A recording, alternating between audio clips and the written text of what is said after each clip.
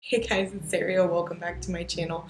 So this month is going to be featuring a ton of Hocus Pocus inspired DIYs and tutorials. The first being, you guessed it, my costume. So I am dressing up as Sarah Sanderson for Halloween, and my daughters are dressing up as the other two sisters. So Kala is dressing up as Winifred, and Dalen is dressing up as Mary.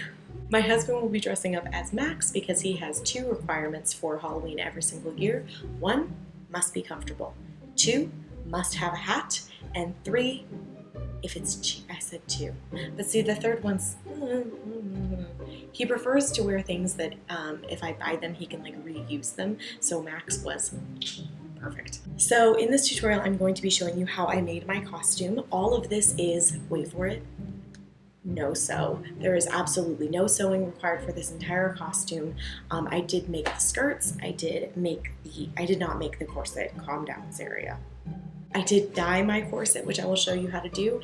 Make sure you check out my makeup tutorial for how I did my makeup for Sarah, and also check out Erica Diocampo's video on how to do Winifred's makeup if you're interested.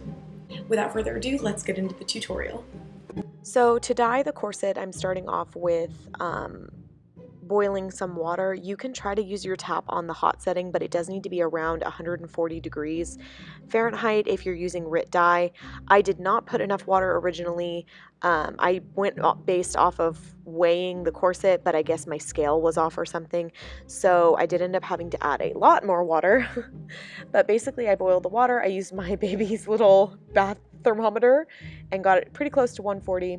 And now I'm taking my corset. These sleeves I am planning on cutting off, and they actually already are ripped, even though it's brand new, so that's fun. And then I'm going ahead and zipping the back and then removing the lacing on the back. I don't end up reusing this lace because it did not dye very well, and this corset actually is made of a synthetic fabric, which RIT dye is very clear is not a good idea. They've literally said if you're using a synthetic fabric that you should not try to use their dyes because they will not work. It worked for me, but I wasn't able to get it as dark as I was hoping, so let me go ahead and just show you guys how this worked out.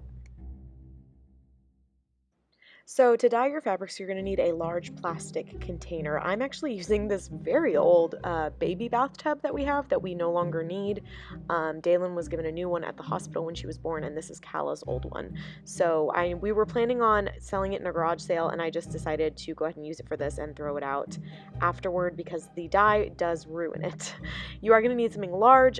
Plastic you will be able to clean out, but do not use RIT dyes in a porcelain or fiberglass bathtub. It will most likely stain your tub. You can actually do this in the sink if it's a stainless steel sink. So that's the end of my spiel for that. You also might want to lay down some sort of protective underlayer. I just use these Dollar Tree tablecloths. They're super cost effective. They work really, really well, and they will protect your countertop from the dye. So you're going to start out by getting all of your fabric wet. I got the ribbon wet first, and then I am placing the corset inside. I am using these metal tongs because, again, this water has been heated up quite a bit, and you don't want to burn your hand on the water. My hands are very heat resistant, you'll notice in this video, but obviously be very careful. You do want to completely submerge the garment in water before you dye it because you want it to be wet. It will take the dye a lot better that way. Again, I didn't end up using the ribbon, but I went ahead and got it wet originally because I thought I was going to, but I just didn't like how it turned out with the dye. I am now adding more water because after trying to get the corset wet, I very quickly realized I didn't have enough, and now I'm going ahead and adding in 1 cup of vinegar. This is based on the suggestion from the RIT dye website. My fabric is 90% polyester, 10% spandex, so I went with vinegar. If you have a cotton fabric, I believe it suggests 1 cup of salt, and this helps enhance the dye color. Really quick, I did forget to mix it before putting in my dye. Make sure you mix the vinegar or the salt in the water first using a spoon and then go in with your dye. I ended up using half a cup of the wine red RIT dye, and then I used a 1/4 cup of the taupe color.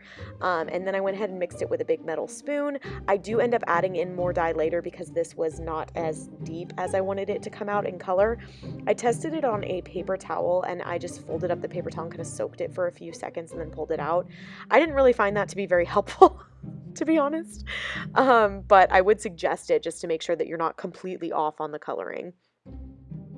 And now I'm going to go ahead and place my corset inside. I do wish that I had added more water because I did have to work very hard to keep the corset submerged in the dye water.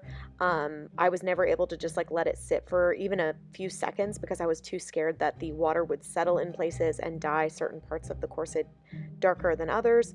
So I kind of kept it moving, kept having to submerge it with these tongs, and then I kept having to flip it over.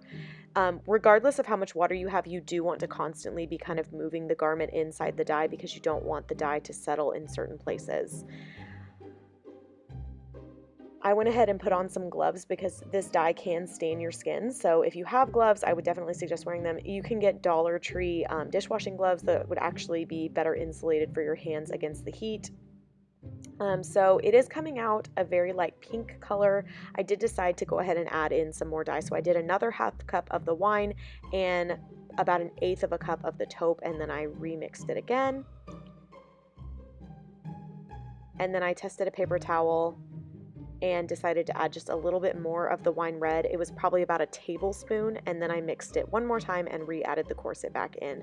And this time I'm really just using my hands because the water had cooled off a little bit, and I constantly was kind of flipping it around. The longest I would let it sit in one spot was about a minute and a half, and then I would flip it again.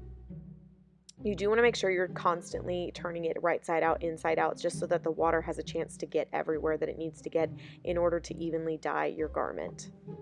Again, my garment is not suggested for dyeing because it is mostly synthetic fabric. All in all, I believe I let my garment soak and kind of moving it around in the dye for probably a total of about 20 minutes in order to get to the color that I ended up at. So this is my garment all kind of done. It did end up a much lighter pink than I wanted it, but I loved the color that the trim turned out. That was actually the color that I was going for. And then I went ahead and rinsed it out in the sink. You do want to make sure that you rinse it good enough to where the water is running clear. And then just make sure that you kind of squeeze out all the excess water that you can get out. And then I hung mine up to dry in a bathtub, and I made sure to lay down a towel that I don't care about underneath it so that any of the water dripping down didn't risk staining my bathtub. And then I just left it overnight to dry before making any other changes to it. So in order to make Sarah's skirt, I actually have 3 layers that I'll be using. The first is this purple maternity dress that I will not be using again, and it actually has pockets, which was a huge positive for me. I'm going to be cutting this to make kind of the over layer skirt that she has. The next layer is this lacy, again, maternity dress that I got off Amazon. And I loved the lacy sleeves for Sarah's costume, but I also am going to use the skirt part of it for the top layer of her skirt because she has kind of like this lacy piece that hangs down in the center. And then the final piece of the skirt is this kind of like burnt mustard colored one that I got for $6 at Ross.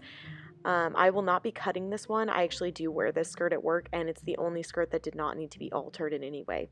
So just to give you guys an idea of how this will layer, the purple skirt will actually be the very top layer, and I'm planning on cutting out the center front of it, and then I'm actually going to use the sleeves as those kind of little like flaps that are on the side of her skirt and just tuck them in. I haven't decided if I'm going to stitch them yet, but I will know by the time I stitch them.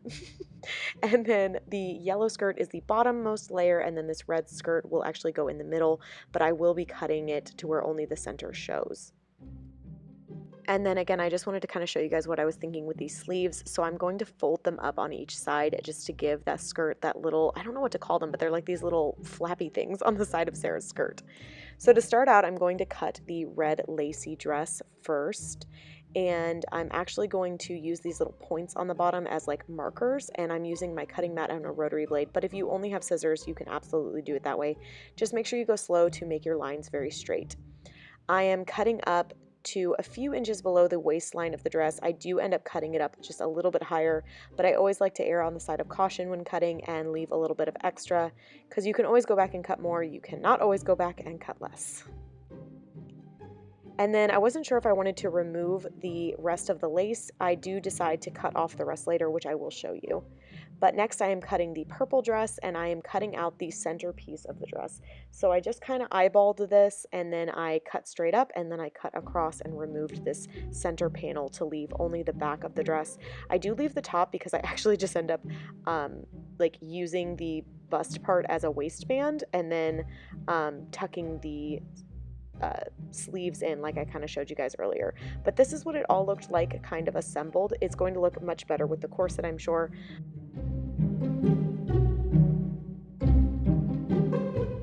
I also was pretty excited that I was able to keep the pockets on this purple dress, because during Halloween it is always nice to have pockets for your phone or whatever. But the lacy part is a little bit too long, which made me sad because I loved the edging on this little lacy dress. So I did go ahead and cut off the back of the lacy dress. I just didn't like it poking out from the purple dress. I wanted it to look like only that front piece was made of this material. So I went ahead and cut off the back, and I also went ahead and trimmed up the bottom to fit someone of my height.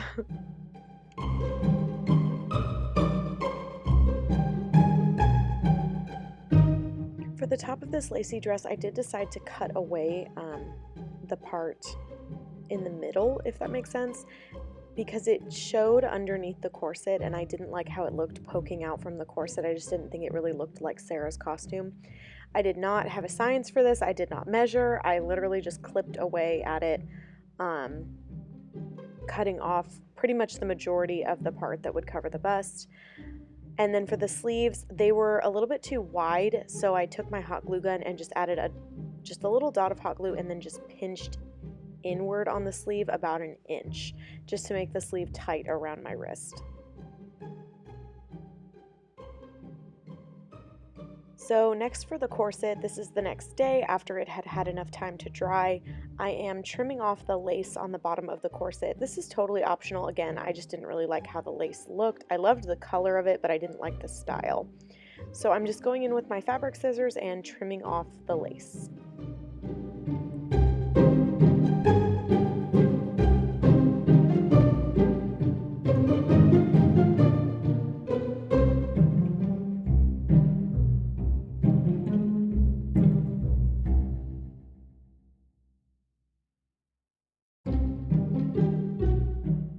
And now I'm going to go ahead and remove the sleeves at the top of the corset. You could actually leave the elastic part of the sleeve. It's just kind of personal preference. I did try to do this with a seam ripper originally to avoid any kind of damage to the corset, but it was honestly just too difficult. So I ended up going in with my fabric scissors and just cutting them off. Again, there is like an elastic band at the top, which I think you could just cut away the tulle part of the sleeve and leave the elastic band, and then you wouldn't have to add sleeves back on later. But I didn't really think about that until later on, so.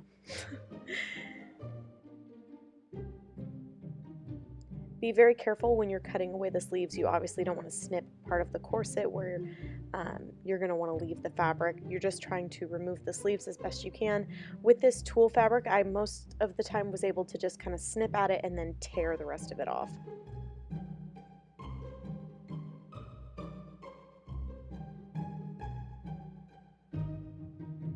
So that's one side, and then I'm just repeating these steps on the other side.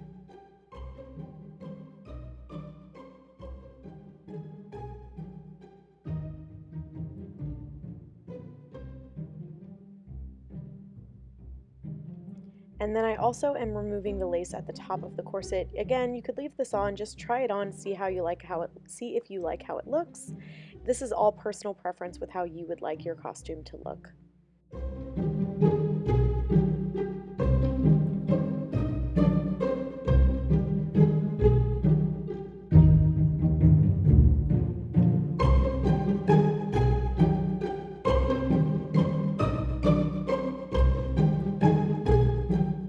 This is the ribbon that I chose to use for the front of my corset. This is really just an accent piece. It doesn't really serve a tightening purpose, but I liked the way that this was kind of like a smooth rope. And then this corset in particular, which I do have linked in the description box below, actually has all of these little loops on the front. They're very difficult to see, but they're for the purpose of lacing the front. I did remove the string from the front of this corset at the beginning of the video if you'd like to see that again. But I'm just taking my string and making sure that I have it even from side to side, and then I'm going up about 4 of those little notches at a time and just crisscrossing it like you would a shoelace. At one point, it was very difficult to get the string through these tiny little loops, so I actually took my hot glue gun and kind of put a little dab of hot glue on the edge of the string and twisted it up. That gave it kind of like that little plasticky part like a shoelace has and made it a lot easier to actually lace the corset. It also stopped the string from unraveling as I was trying to do so. You can see me do it right here.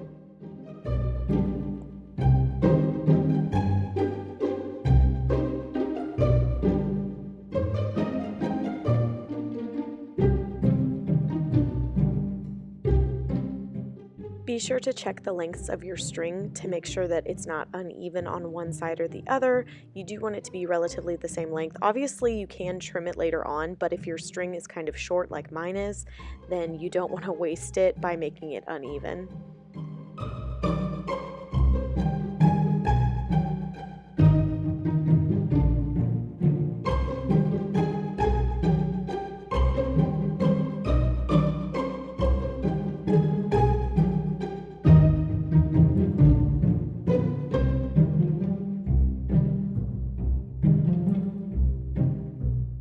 And then the last step for this is that I just took the excess and tied it into a little tiny bow. This is a very kind of slippery string, so I will go back in probably and hot glue this bow down just to make sure that it doesn't come untied while I'm wearing it. I haven't done it yet, and I have worn the costume a couple of times in some videos. It hasn't been a problem, but obviously when you're kind of out trick-or-treating or whatever you're doing, you don't want that to happen. So for the back, I chose to use this string. By the way, both of these trims are from Joanns, if you are looking for the exact ones. This is the one that I'm going to use to lace the back of the corset. This corset actually is way too large for me. I bought it a couple months ago and have lost some weight, so I did go ahead and make it work because I didn't have time to get another one. But I do have to tighten my corset quite tightly, and even then it's still a little bit big. So just go ahead and begin lacing. I like to lace mine starting from the top and then going down. Technically, the proper way to lace a corset is to make it to where you tighten it in the middle. Fun fact. But I did not go for accurate. I went for easy, and lacing it down to the bottom made it to where I could actually zip my corset onto myself and then tighten it myself as well. But just do a back and forth pattern, making a zigzag and skipping every other hole, and then obviously you'll do the same thing on the other side. Make sure that you're going in through the same direction, so if you put the string in through the top, make sure you're always putting it in through the top, and just check it as you go. And then continue this on to the other side.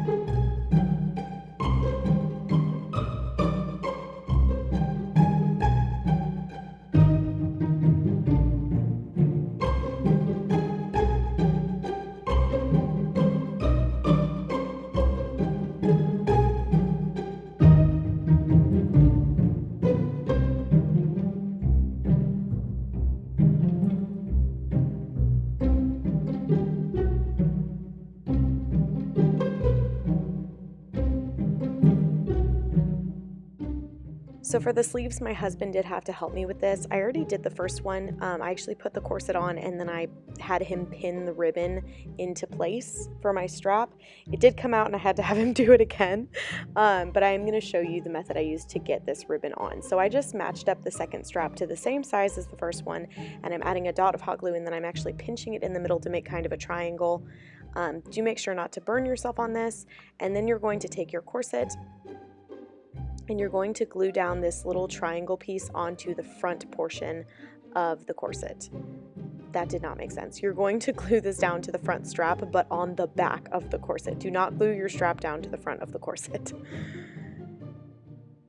and make sure you press that down really good. You can use like a pencil or something like the eraser of a pencil to push down the glue if you need to, or even another hot glue stick.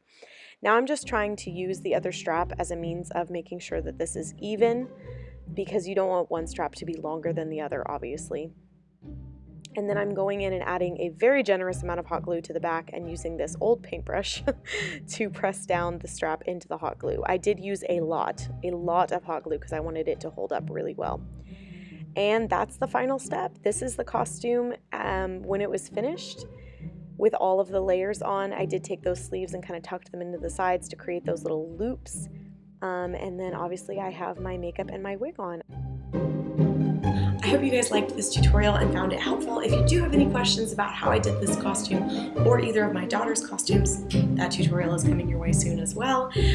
Please leave them for me in the comments below and I will respond to you and hopefully help you out as much as I can. Please make sure that you are subscribed. I do have lots more Hocus Pocus themed videos coming your way, as well as some other different themed Halloween videos. Thank you guys so much for watching, and I will see you in my next video.